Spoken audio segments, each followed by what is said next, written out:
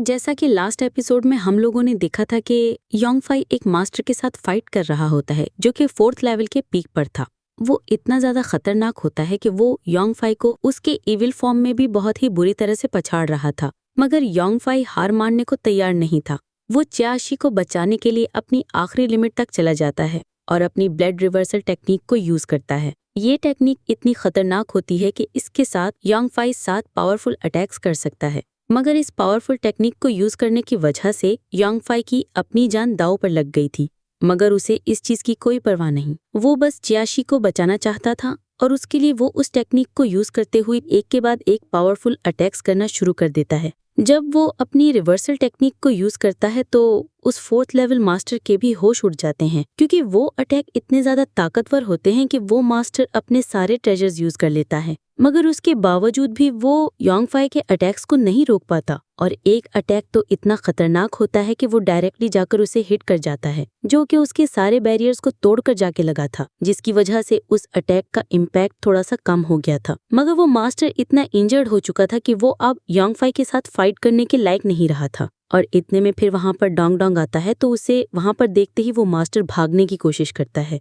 मगर योंगफाई Dong Dong के साथ मिलकर उस मास्टर को हमेशा के लिए खत्म कर देता है, जिसके बाद हर जगह योंगफाई के चर्चे होते हैं और लोग उसकी तारीफें कर रहे होते हैं और एक दूसरे को बता रहे होते हैं कि क्या तुमने सुना कि एक 3rd लेवल के यंग वॉरियर ने एक 4th लेवल पीक मास्टर को बहुत ही बुरी तरह से मारा है। उसकी पावर सच में बहुत ही लाजवाब है। कहा जा रहा है कि वो अपनी ब्लड रिवर्सल टेक्निक के साथ 7 इनकारनेशंस को क्रिएट कर सकता है। सिर्फ यही नहीं, बल्कि इस टेक्निक को यूज करने की वजह से वो मर जाता है और फिर दोबारा से जिंदा भी हो जाता है। तो फिर दूसरा बंदा कहता है आखिर कोई बंदा एक्सटर्नल इनकारनेशंस को कैसे क्रिएट कर सकता है। और वहीं पे ही हमें एक और जगह दिखाया जाता है कि एक ओल्ड मैन एक यंग लड़की के साथ बैठा हुआ होता है और वो उस यंग लड़की से कहता है कि इसका मतलब है कि वो लेजेंडरी कमान अपीयर हो चुकी है। तो वो लड़की कहती है कि मास्टर, वो कमान वापस नहीं आई, बल्कि उसके साथ एक वॉरियर भी ऐसा आया है कि जो पूरी दुनिया में फेमस हो चुका है। उसका नाम योंगफाई है। ये सुनते ही वो मास्टर कहता है कि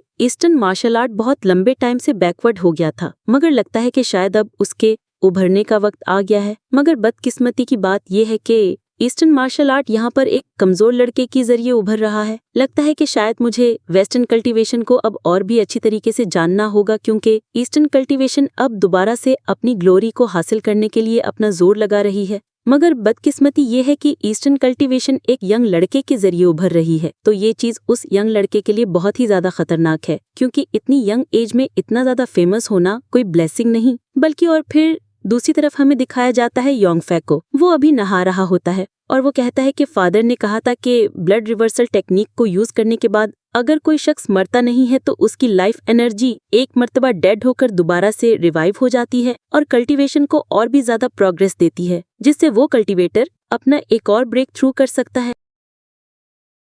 मगर मेरे मामले में ये सब कुछ बिल्कुल डिफरेंट हो रहा है। मैंने कोई भी ब्रेक थ्रू नहीं किया है। अगर मैं ये सब कुछ दोबारा से दोहराता हूँ तो मुझे लगता है कि शायद मुझे इस बार रिवाइव होने का चांस तक नहीं मिलेगा। इतने में फिर उसी पानी के अंदर से डोंग डोंग बाहर निकलता है और कहता है कि आखिर हम लोग कब तक यहाँ बनाते रहेंगे, मुझे बहुत भूख लगी है। तो योंगफाई कहता है ठीक है, हम लोग जाते हैं और जाकर शशि जी के लिए भी कुछ खाने को ले आते हैं, मगर हमें जरा संभल कर रहना होगा, हमारे लिए खतरे बढ़ते जा रहे हैं। और वैसे भी मुझे अपनी ब्रीथ को स्टेबल करना है, क्योंकि मेरा डेमोनिक नेचर वो मेरी बॉडी पर पूरी तरह से हावी हो गया था। अब मुझे उसे सप्रेस करना होगा। ये सुनते ही डोंग डोंग शशि को लेकर उड़ते हुए चला जाता है और अचानक फिर कुछ आग के गोले उन लोगों की तरफ आने लगते हैं। तो योंगफाई उन्हें देख लेता है और फौरन से पानी से बाहर निकलते ही अपनी स्वॉर्ड के साथ उन्हें डिस्ट्रॉय कर देता है। वहां पर असल में कुछ मार्क्समैन आगे थे जो कि योंगफाई को मारना चाहते थे, मगर योंग फौरन से उन्हें देखकर अपने कपड़े पहन लेता है और उन लोगों से कहता है कि तुम लोग हो कौन। मगर एक मार्क्समैन कहता है कि इस लड़के ने पहले ही अपनी सीक्रेट टेक्निक यूज कर दी है, तो ये अभी बहुत ज्यादा कमजोर हो चुका होगा। ये कहने के साथ ही वो अपनी आइस थॉर्न टेक्निक को यूज करते हुए योंगफाई को कैप्चर करने की कोशिश करता है। तो योंगफाई फौरन से उन अटैक्स को डॉज करते हुए उनके बीच से निकलकर उन्हें तोड़ते हुए बहुत ही तेजी से उन लोगों की तरफ आगे बढ़ रहा होता है और उनसे कहता है कि लगता है कि तुम लोगों ने मेरे बारे में बहुत कुछ सुन रखा है। ये कहते ही वो एक स्वॉर्ड के साथ एक वॉरियर को वहीं पर ही टपका देता है, जिस पर दूसरा वॉरियर काफी ज्यादा डर जाता है और कहता है कि इसने तो काफी जल्दी रिकवर कर लिया है, इसका मतलब है कि ये दोबारा से खतरनाक हो सकता है, हमें यहाँ से भागना होगा। ये कहने के साथ वो लोग जैसे ही वहां से भागने लगते हैं तो योंगफाई कहता है कि तुम्हें इतनी क्या जल्दी है। ये कहने के साथ वो अपने जाइंट स्पिरिचुअल हैंड के साथ एक वॉरियर को पकड़कर वापस अपनी तरफ खींच लेता है और दूसरा वॉरियर भागते हुए कहता है कि तुम बस रुको और इंतजार करो, तुम्हारा बहुत बुरा हशर होगा। मगर यहाँ पर योंगफाई कहता है कि तुम्हें किसने कहा कि मैं तुम्हें जाने दूंगा। ये कहने के साथ ही योंगफाई उस पकड़े हुए वॉरियर के ऊपर अपना पैर रखकर उसे नीचे गिराता है। तो वो वॉरियर कहता है, आखिर तुम मेरे साथ क्या करना चाहते हो। मगर फिर अगले सीन में हम देखते हैं कि योंगफाई अपनी स्वॉर्ड उसी वॉरियर के पीछे घुसा देता है और उसे उड़ाते हुए अपने साथ ले जा रहा होता है। शहर में मौजूद लोग जब ये देखते हैं तो वो कहते हैं कि अरे ये क्या ये कोई बीस्ट था? ये किस तरह का बीस्ट है? तो दूसरा बंदा कहता है कि शायद इसके ऊपर इसका मास्टर खड़ा हुआ है। मगर कुछ लोग कह रहे होते हैं कि ये किसी बीस्ट की तरह तो नहीं लग रहा, ये असल में एक शख्स है। योंगफाई अपने उस स्वॉर्ड के साथ उस वॉरियर के ऊपर खड़ा हुआ होता है और उस पहले वाले वॉरियर का पीछा कर रहा था। जब वो लोग उस पहले वाले वॉरियर के करीब पहुंच जाते हैं तो ये देखते ही वो पहले वाला वॉरियर और भी ज्यादा तेजी से भागने लगता है। मगर यहाँ पर योंगफाई उसका पीछा करते करते उस ओल्ड मैन और उस लड़की के बिल्कुल पास से होकर गुजरता है, जिस पर वो ओल्ड मैन भी हैरान रह जाता है। और योंगफाई जैसे ही उस पहले वाले वॉरियर के पास पहुंचता है तो उसे कहता है कि तुम्हें मारने के लिए तो मेरा ये कमजोर सा वेपन ही काफी है। ये कहने के साथ वो जिस वॉरियर के ऊपर खड़ा हुआ था उसी को जोर से किक मारते हुए उस दूसरे वाले के ऊपर दे मारता है। के साथ दोनों ही सीधा एक घर पर जा टकराते हैं। योंगफाई वापस नीचे आ जाता है और कहता है कि ये जगह मुझे कुछ खतरनाक लग रही है, मेरे ख्याल से हमें जल्द से जल्द वापस जाना चाहिए। शशि को प्रोटेक्ट करने के लिए हमें उसे शेलैंड एकेडमी में छोड़ना होगा। मगर इतने में एक स्वॉर्ड उसके बिल्कुल पास से होकर गुजर जाती है, जिस पर योंगफाई भी हैरान हो जाता है और वो स्वॉर्ड की तरफ देखता है तो वो स्वॉर्ड उसे कुछ जानी पहचानी लग रही थी, जिस पर वो कहता है कि ये तो ज़ाउलू स्वॉर्ड है। और वहां पे हमें एक और मास्क मैन को आते हुए दिखाया जाता है। योंगफाई उसकी तरफ पलट कर देखता है, वो वॉरियर असल में एक लड़की थी। उसे देखते ही योंगफाई को लगा कि शायद ये मैंगोलियार है, जिस पर वो उससे कहता है कि क्या तुम मैंगोलियार हो। ये सुनते ही अचानक उस लड़के को कुछ फील होता है और जिसके बाद हमें उसके माइंड स्पेस में दिखाया जाता है कि वो असल में आ रही होती है, मगर उसके अंदर मौजूद विल स्पिरिट वो उसे कंट्रोल कर रही थी। और वो उससे कहती है कि तुमने पहले ही तय कर लिया है कि तुम मेरे साथ किस तरह डील करोगी, उसके बाद तुम अब पीछे नहीं हट सकती। लास्ट में जो कुछ भी हुआ है उसे भूल जाओ, हम दोनों अब एक हो चुके हैं, हमारा मकसद भी बिल्कुल एक ही है। जिसके बाद हम उसके माइंड स्पेस से बाहर आते हैं तो यहाँ पे योंगफाई उससे कहता है कि आखिर तुम यहाँ पे आई ही क्यों हो। तो वो लड़की कहती है कि मैं यहाँ पर तुम्हारी मौत बनकर आई हूँ। ये बात योंगफाई को हैरान कर देती है, मगर वो लड़की जैसी अपनी बॉडी से बहुत ज़्यादा एनर्जी रिलीज करती है तो योंगफाई उससे फ़ौरन से पीछे हट जाता है और कहता है कि आखिर ये मुझ पर अटैक क्यों करना चाहती है। इस तरफ हम देखते हैं कि मैंगोलियार वो अपनी पावर का इस्तेमाल करते हुए बहुत सारे रिंग्स उसकी तरफ थ्रो करती है। तो योंगफाई कहता है कि क्या हुआ है तुम्हें, आखिर तुम इस तरह बिहेव क्यों कर रही हो, क्या तुम्हारे और मेरे बीच में कोई मिसअंडरस्टैंडिंग हुई है। ये कहते हुए वो अपनी स्वॉर्ड के साथ उसकी अटैक्स को ब्लॉक कर रहा होता है और उसकी तरफ आगे बढ़ता ही जा रहा था। मगर यहाँ पे मैंगोलियार वो अपनी जगह पर खड़ी रहती है और उसके ऊपर वेपन्स थ्रो किए जा रही थी। मगर जैसे योंगफाई उसके करीब पहुंचकर अपनी स्वॉर्ड के साथ उस पर वार करता है तो मैंगोलियार बहुत ही आसानी से उस स्वॉर्ड को रोक लेती है। ये देखकर योंगफाई हैरान हो जाता है कि इसने अपनी फिंगर्स के साथ उस अटैक को रोक लिया है और मैंगोलियार उस पर अटैक कर पाती है। इससे पहले ही योंगफाई वहां से फौरन से पीछे चला जाता है और फिर मैंगोलियार उसके ऊपर दोबारा से उन गोल्डन रिंग्स के साथ हमला करती है। तो योंगफाई फिर से उसी स्वॉर्ड को यूज करते हुए उन सारे के सारे रिंग्स को अपने आप से दूर हटा देता है और वो लड़की जैसी उसके करीब आकर उस पर स्वॉर्ड अटैक करने वाली होती है तो अचानक उसे फील होता है कि जैसे कोई आ रहा है। उसका ध्यान बढ़ते ही योंगफाई उस पर पलटवार करते ही उसे वहां से पीछे धकेल देता है और हमें दिखाया जाता है कि वहां पे डोंगडोंग वापस आ चुका था। ये देखते ही मैंगोलियार कहती है कि इस बार मैं तुम्हें छोड़ रही हूँ। ये कहने के साथ वो अपनी स्वॉर्ड एनर्जी को चार्ज करते ही मल्टीपल स्वॉर्ड सीधा डोंगडोंग और शशि की तरफ थ्रो करती है।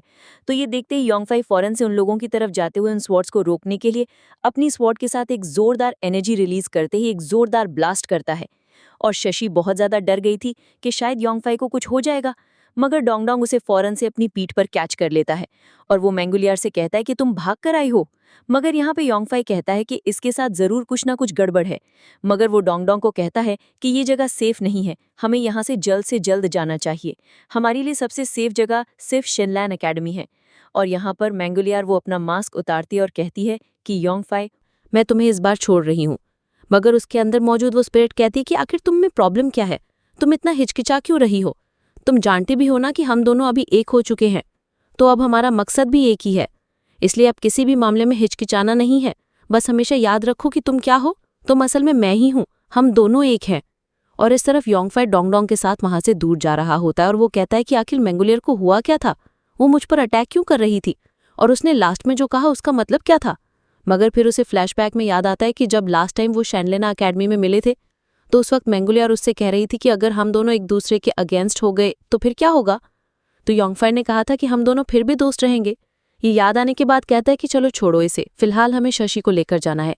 वो शशि से कहता है कि तुम बेफिक्र हो जाओ, तुम्हारी इंजरीज बस आधे दिन में ही हील हो जाएंगे। और वो दिल ही दिल में कहता है कि इस लड़की के पास जिस तरह की कॉन्स्टिट्यूशन पावर है, हर तरह का कल्टिवेटर इस तरह की पावर को अचीव करना चाहता है। वो लोग वहां से जैसे ही आगे जाने लगते हैं तो हमें दिखाया जाता है कि योंगफाई की बॉडी से एक एनर्जी बाहर निकलती है। वो असल में जेड्री थी। उसे वहां पर देखकर शशि हैरान हो जाती है कि ये क्या चीज है, और योंगफाई भी कहता है कि जेड्री ये कैसे बाहर आ गई। मगर शशि कहती कि ब्रदर ये क्या चीज है, और मुझे ऐसा क्यों फील हो रहा है कि जैसे इस जेड्री के अंदर से किसी की आवाज आ रही है। ये सुनकर योंगफाई को भी झटका सा लगता है और वो कहता है कि क्या तुम इसकी आवाज सुन सकती हो, क्या तुम सुनकर बता सकती हो कि इसके अंदर से क्या आवाज आ रही है।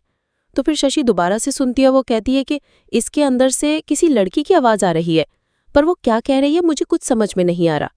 तो योंगफाई कहता है अच्छा, तो अब समझ में आया कि कुछ देर पहले जो मैंने आवाज सुनी थी वो कोई इल्यूजन नहीं था, बल्कि वो बिल्कुल रियल था। मगर ये कैसे पॉसिबल हो सकता है, आखिर कोई शख्स जेड्री के अंदर कैसे रह सकता है। मगर उसे दिखाई देता है कि वहां पर अचानक से कुछ बहुत ही खतरनाक क्लाउड्स आते जा रहे हैं, वो जमीन के नीचे से निकल रहे थे। उसे देखते ही जेड्री भी सिग्नल देना शुरू कर देती है। मगर योंगफाई वो समझ जाता है कि जेड्री यहाँ पे इन क्लाउड्स के करीब जाते ही मुझे सिग्नल दे रही है, जरूर यहाँ पे कुछ ना कुछ मौजूद है। यहाँ पर आसमान बिल्कुल साफ है, मगर ये जगह पूरी तरह से फ्यूम से भरी हुई है। मैं फील कर पा रहा हूँ कि यहाँ पे नीचे कोई बहुत ही खतरनाक चीज होनी चाहिए। वो देखता है कि वहां पर उन क्लाउड्स के बीच में से एक ऐसा पोर्टल बना हुआ है कि जो एक गुफा के अंदर जा रहा है, और उस गुफा के अंदर हमें एक जायंट स्टैचू को दिखाया जाता है जिसके विंग्स भी होते हैं, और उसके चेस्ट पर एक अजीब सा फायर मार्क भी बना हुआ होता है। और देखते ही देखते अचानक वो स्टैचू जैसे ही अपनी आंख खोलता है तो जोंगफाई काफी ज्यादा डर जाता है, और वो कहता है कि पता नहीं ये क्या चीज है, मगर मुझे ज्यादा रिस्क नहीं लेना चाहिए। वो फौरन से डोंगडोंग को कहता है कि हमें जल्द से जल्द जाना है और शेनलिन अकेडमी पहुंचना है। सुनते ही डोंगडोंग फौरन से शेनलिन अकेडमी का रुख करता है। और दूसरी तरफ जोंगफाई वो काफी ज्यादा सोच में पड़ गया था कि आखिर 10,000 साल पहले गॉड्स और डीमंस वो कैसे गायब हो गए, और मैं गॉड सिमेट्री के अंदर से दोबारा रिवाइव कैसे हुआ हूं। लगता है कि शायद मैं जिस हकीकत के बारे में जानना चाहता हूं वो हिस्ट्री में कहीं गुम हो गई है। आजकल की जेनरेशन वो काफी ज्यादा स्ट्रांग बन चुकी है, पता नहीं मैं आजकल के दौर में अपनी हिस्ट्री के बारे में जान पाऊंगा या नहीं। मगर यहाँ पर डोंगडोंग कहता है कि योंगफाई कोई आ रहा है। हमें दिखाया जाता है उन लोगों के सामने 2 और ड्रैगन्स होते हैं, और उनके सामने 2 वॉरियर्स भी होते हैं। वो वॉरियर्स योंगफाई को कहते हैं कि योंगफाई तुम्हें हमारे सेक्ट के डीन ने इनवाइट किया है, प्लीज हमारे साथ चलो। तो योंगफाई उन लोगों के साथ जाने के लिए राजी हो जाता है। अगले सीन में हमें दिखाया जाता है कि योंगफाई कुछ मास्टर्स के साथ बैठा हुआ होता है, और वो लोग कहते हैं कि हमने तुम्हें यहाँ पे इसलिए बुलाया है ताकि हम तुम्हें डेथ जेडी और रिबेल के बारे में बता सके। ये सुनकर योंगफाई हैरान होता है कि डेथ जेडी और रिबेल, इसका क्या मतलब है। तो फिर वहां पर मौजूद एल्डर उयानमिंग उससे कहता है कि हिस्ट्री ऑफ गॉड्स के हिसाब से माउंटेन की डेप्थ में एक ऐसा जेडी वॉरियर है जिसने खुद को छुपा रखा है। वो एक एंशिएंट वॉरियर है जो कि हजारों सालों से यहाँ पे मौजूद था, और ये कहा जाता है कि वो जेडी रिबेल हमेशा तभी ओपन होती है जब कईयों साल के बाद कोई जेडी उसके करीब पहुंचती है। और फिर वहां पे डीन जैंग भी उससे कहता है कि वहां उस माउंटेन के अंदर जो कोई भी है वो अचानक से जिंदा हो सकता है। उसकी पावर इतनी खतरनाक है कि उसे कोई नहीं रोक पाएगा। वो शख्स है तो डेड, मगर जेडी पावर की वजह से वो जिंदा हो जाता है। तो योंगफाई कहता अच्छा, तो उसकी बॉडी डेड है मगर उसका हार्ट वो अब भी जिंदा है। तो फिर एल्डर यानमिंग कहता है कि हिस्ट्री भी उसके बारे में क्लियर नहीं है कि वो एक डीमन है या फिर कोई गॉड है, मगर दोनों सूरतों में वो हमारे लिए ज्यादा खतरनाक है, क्योंकि इसके बारे में कहा जाता है कि उसकी पावर इतनी खतरनाक है कि वो अकेला ही पूरी दुनिया पर डोमिनेट कर सकता है। मगर योंगफाई खड़ा होकर कहता है कि डीन प्लीज मुझे इजाजत दीजिए, मैं वहां पर उस जेडी माउंटेन में जाकर पता लगाना चाहता हूँ। हो सकता है कि शायद वहां पे मुझे हिस्ट्री के बारे में बहुत कुछ मालूम पड़ जाए। मगर एल्डर यानमिंग कहता है कि अगर हमारे एंसेस्टर्स ने इसके बारे में जो पता लगाया था वो बिल्कुल सच है, तो फिर इसका मतलब है कि उस डेथ जेडी वैली में बहुत सारी छोटी छोटी वैलीज होंगी। अगर हमें उनके बारे में पता चल जाता है तो हमारी शेनलिन अकेडमी के लिए ये बहुत ही अच्छा होगा। मगर वहां पर अकेले जाना कुछ ज्यादा ही खतरनाक हो सकता है, और ऊपर से शेनलिन अकेडमी के डिसाइपल होने के नाते तुम्हें वहां पर बिला वजह जाकर अपनी जान कुर्बान करने की कोई जरूरत नहीं। मगर डीन जैंग कहता है कि अगर इस जेडी के बारे में न्यूज आउट हो गई तो फिर हर कोई शख्स वहां पर जाने की कोशिश करेगा और वहां से कीमती ट्रेजर्स चुराने की कोशिश करेगा। वो सीक्रेट प्लेस एक एंशिएंट प्लेस है, तो हर कोई जानता है कि वहां पर क्या कुछ हो सकता है। तो फिर योंगफाई कहता है कि क्या आप लोग यहाँ पर बैठकर बाकी के सेक्ट को वहां से वो सारे ट्रेजर्स चुराने दोगे? मुझे नहीं लगता कि आप लोग इतने बेवकूफ हैं कि आप लोग यहाँ पर हाथ धरे बैठे रहेंगे। ये कहने के साथ ही सीन यहीं पर ही कट होता है और हम कुछ बर्ड्स को उड़ते हुए देखते हैं। उनके पैरों में कोई चिट बंधी हुई होती है, मगर फिर अगले ही सीन हमें दिखाया जाता है कि योंगफाई जब सो रहा होता है तो वो अभी भी उस जेडी के बारे में ही सोच रहा होता है और वो कहता है कि आखिर 10,000 साल से वो जगह अभी भी यहाँ पे कैसे मौजूद है। क्या उसका गॉड और डीमंस की डेथ के साथ कोई लेना देना है? मगर जहाँ पर डोंग डोंग सो रहा होता है वहाँ पर कुछ अजीब सा हो रहा था। उसके आसपास बहुत ज़्यादा स्पिरिचुअल एनर्जी इकट्ठा होना शुरू हो गई थी जो कि ज़मीन से उसकी बॉडी के अंदर जा रही थी। मगर डोंग डोंग को इसके बारे में कोई भी आइडिया नहीं था। पर जब सुबह होती है तो फिर योंगफाई को कुछ लोगों की आवाज़ें सुनाई देने लगती हैं जो कि उसके कमरे के पास से ही आ रही थी। ये सुनते ही वो कहता है कि आखिर बाहर शोर किस चीज़ का है। वो जैसे ही वहाँ पर जाता है तो देखता है कि वहाँ पर मास्टर्स और डिसाइपल्स सारी एक जगह जमा हो गए हैं, जिस पर उसे हैरानी होती है कि आखिर यहाँ पे चल क्या रहा है। मगर जब उसे वहाँ पर डोंग डोंग दिखाई देता है तो वो भी हैरान हो जाता है और कहता है कि इसके साथ क्या हुआ है। डोंग डोंग असल में एक स्पिरिचुअल एरे के अंदर बंद होता है और उसे काफ़ी ज़्यादा तकलीफ हो रही थी।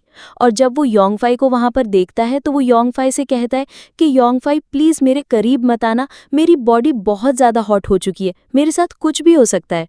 मगर देखते ही देखते अचानक डोंग की बॉडी से एक अजीब तरह की स्पिरिचुअल बॉडी रिलीज होती है, जिसे देखकर योंगफाई कहता है कि ये तो ईस्टर्न विंग ड्रैगन है। और एल्डर यानेमिंग कहता है कि क्या ये ईस्टर्न और वेस्टर्न विंग ड्रैगन है, मगर इसका ब्लड लाइन वो तो ईस्टर्न और वेस्टर्न ब्लड लाइन से भी काफ़ी ज़्यादा ऊपर का लग रहा है। वो उन लोगों को बताता है कि ये इवॉल्व होने वाला है, यानी कि ये 5th रैंक से अब 6th रैंक में जाने वाला है। यहाँ पर डोंग डोंग अपनी बॉडी के अंदर काफ़ी ज़्यादा एनर्जी को फील कर रहा होता है और ब्रेक थ्रू करने के लिए पूरी तरह से रेडी हो चुका था। और यहाँ पर एल्डर यानेमिंग कहता है कि जब तुम इस ड्रैगन को यहाँ पर लेकर आए थे तब मैं काफ़ी कंफ्यूज था।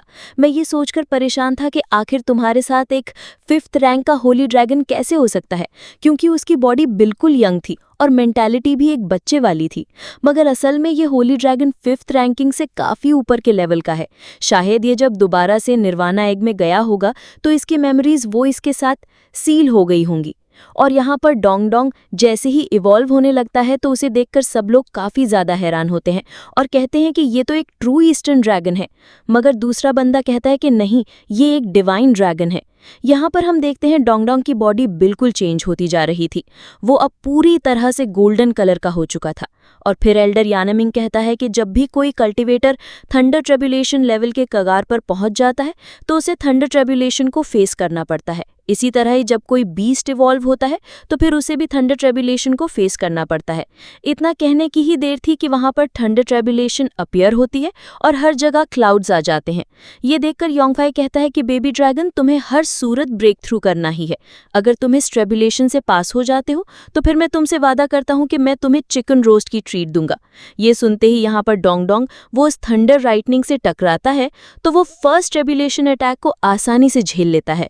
मगर दूसरा ट्रेब्यूलेशन अटैक अब पहले वाले से ज़्यादा ताकतवर होने वाला था, तो इसीलिए डोंग डोंग वहाँ से पीछे चला जाता है। और जब वो थंडर ट्रेब्यूलेशन उसके ऊपर गिरने लगती है तो डोंग डोंग अपने मुंह से एक बहुत ही खतरनाक एनर्जी अटैक करते हुए उस अटैक को डिस्ट्रॉय करके खुद को बचा लेता है। ये देखकर सब लोग यही समझ रहे थे कि डोंग डोंग इस ट्रेब्यूलेशन को बहुत ही आसानी से पास कर लेगा। मगर अभी भी उस ट्रेब्यूलेशन का लास्ट अटैक रहता था, जो कि अब उन पहले वाले अटैक से भी ज़्यादा ताकतवर होने वाला था। ये देखते ही सब लोग काफ़ी ज़्यादा परेशान हो गए थे कि पता नहीं उसका लास्ट अटैक कैसा होगा। मगर देखते ही देखते ज़मीन से बहुत ज़्यादा स्पिरिचुअल एनर्जी निकलकर सीधा डोंग डोंग की बॉडी की तरफ जाने लगती है। वो सारी एनर्जी डोंग डोंग की बॉडी के अंदर जाकर अब्जॉर्ब हो जाती है, तो उससे डोंग डोंग बहुत ज़्यादा चार्ज हो जाता है और उसके अंदर एक भरपूर एनर्जी आ जाती है। और दूसरी तरफ से वो थंडर लाइटनिंग जैसे उसके ऊपर गिरने वाली होती है तो डोंग डोंग अपनी बॉडी से गोल्डन लाइटनिंग एनर्जी रिलीज करते हुए तेजी से उस लाइटनिंग से जाकर टकरा जाता है। और सब लोग डोंग डोंग को देख रहे होते हैं कि पता नहीं वो सरवाइव कर पाया या नहीं, मगर वो अभी भी आसमान में उड़ रहा होता है। और सब लोग काफ़ी खुश होते हैं और कहते हैं कि फाइनली उसने ब्रेक थ्रू कर लिया। छाछीची और बेर योंगफाई दोनों ही उसके लिए काफ़ी ज़्यादा खुश होते हैं और डोंग डोंग फौरन से उन लोगों के पास नीचे आ जाता है। और यहाँ पे हमें दिखाया जाता है कि उस फ्यूम के अंदर से कुछ हलचल होने लगती है। और यहाँ पर योंगफाउस डोंग डोंग से कह रहा होता है कि तुम घबराओ मत, कुछ देर में हम लोग मार्केट जाएंगे, मैं तुम्हारे लिए खुद वहाँ पर खाना बनाऊंगा। मगर देखते ही देखते वो डार्क क्लाउड्स वहाँ पर आ पहुँचते हैं, जिससे वहाँ पर हर जगह अंधेरा हो जाता है। और उसी के साथ ये एपिसोड यहीं पर ही एंड हो जाता है। और जिसने भी अभी तक चैनल को सब्सक्राइब नहीं किया तो क्या कर रहे हो, अभी इस चैनल को सब्सक्राइब करो। मैं मिलती हूँ नेक्स्ट वीडियो में, तब तक के लिए बाय बाय, टेक केयर।